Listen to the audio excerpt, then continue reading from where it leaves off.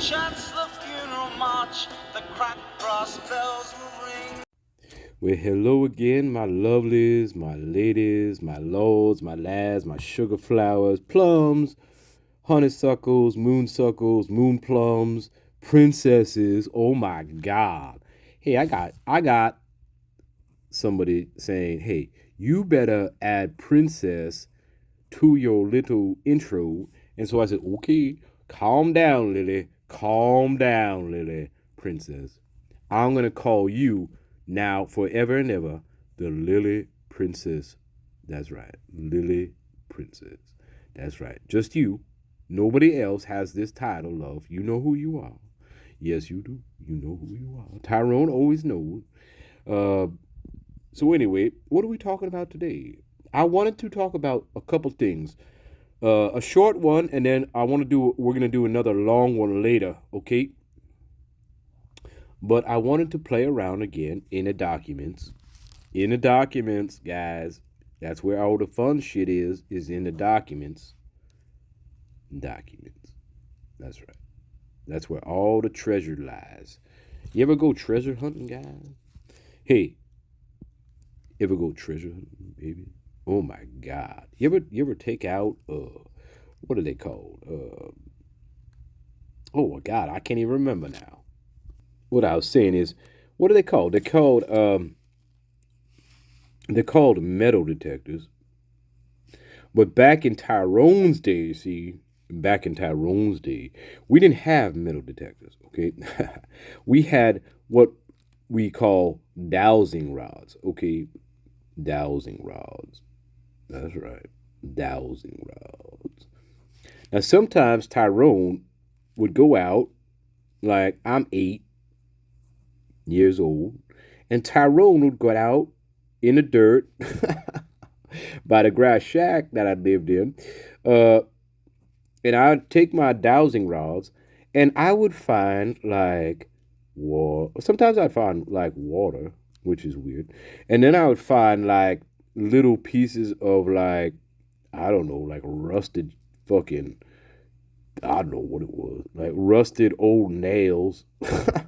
Tyrone never found any gold. Do you believe that? Tyrone never ever found any gold when he was using dowsing rods. But anyway, that's a whole other story. That was when Tyrone was 8. Okay, guys? That's a whole other. But look, we're gonna play now. We're playing now. Okay, guys? We're playing. The candle is here. Oh, that's your favorite, loveliest. That's your favorite. Yeah, that's like hoodoo, voodoo, and nothing at all. That's right. All right, back to what we actually doing. I want to show you some stuff, guys. We're gonna read a little bit more, all right, and then we'll take it from there. All right, hang on. All right, babies, this is what we're going now. I wanted to show you this little snippet because some people thought there wasn't any type of a cleanup, and they were like, "Why would there be a cleanup?" Right? Well, good question. The lone wolf ain't gonna be cleaning up. Fucking hell, right? Especially if he's so tired. He's so tired that he didn't go after Miss DM because he was tired, right? You hear that fucking nonsense. You tell me that's not nonsense.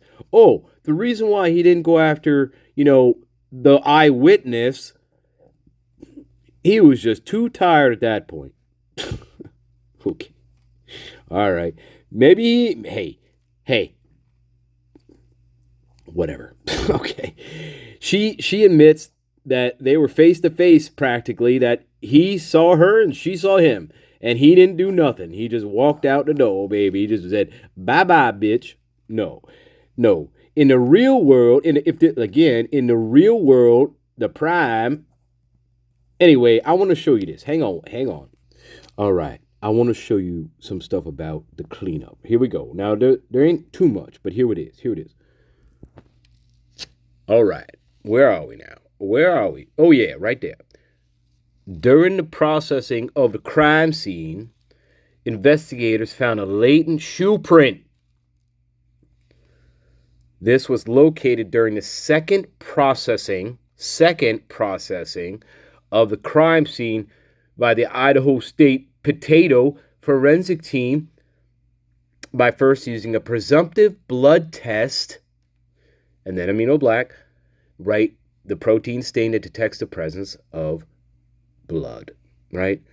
The detected shoe print showed a diamond-shaped pattern similar to the pattern of a Vans type shoe sole just outside the door of the Prime's bedroom. Located again on the second floor, this is consistent with the Prime's statement regarding the suspect's path of travel. Or her path of travel, right? The lone wolf, my ass, that's her path of travel, guys. Ay, ay, ay. Then we get into a video canvas. This is where they're looking for the suspect vehicle, blah, blah, blah. Nothing, surveillance videos in the area from both residential, of course.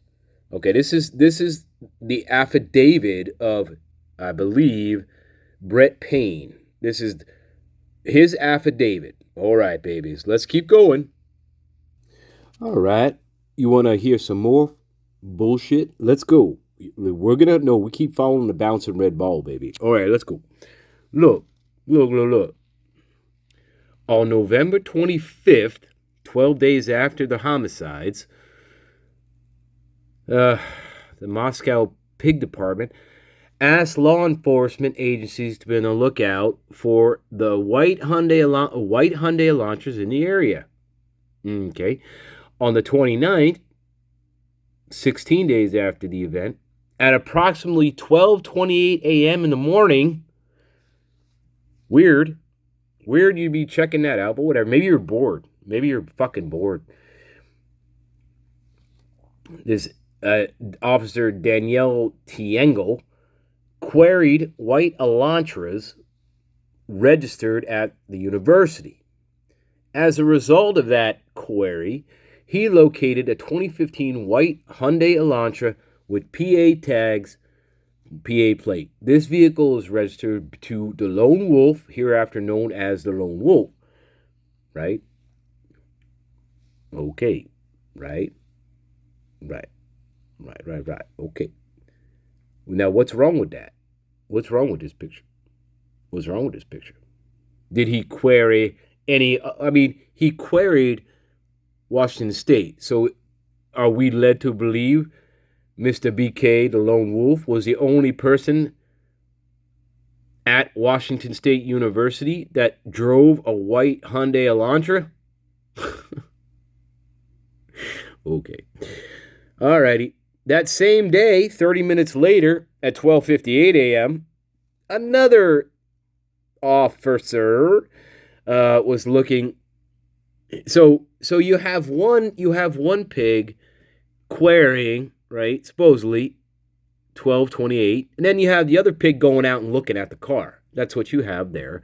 You have the other person going out a half an hour later to see if the car is there.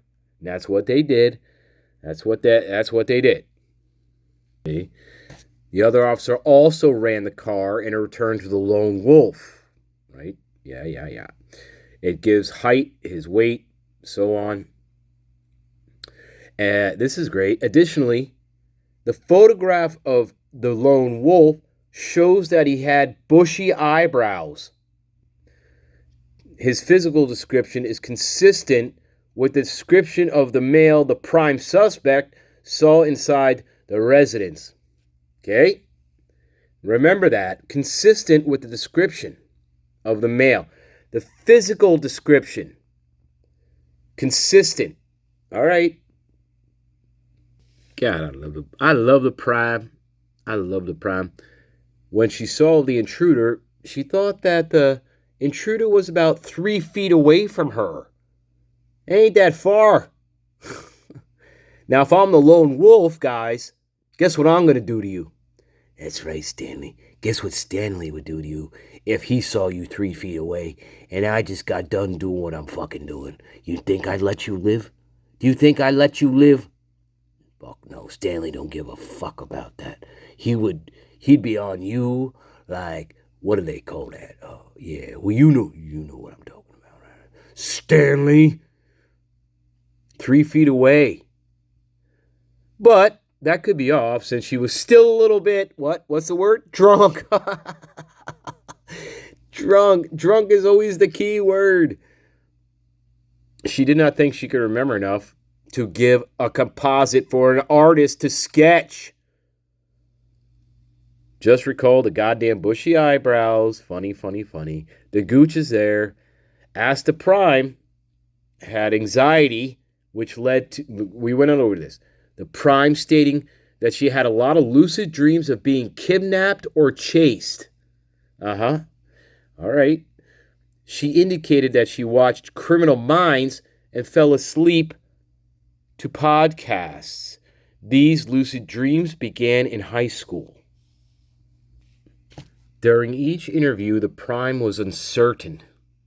On the 30th December, right? Now we're talking a month and 8 days?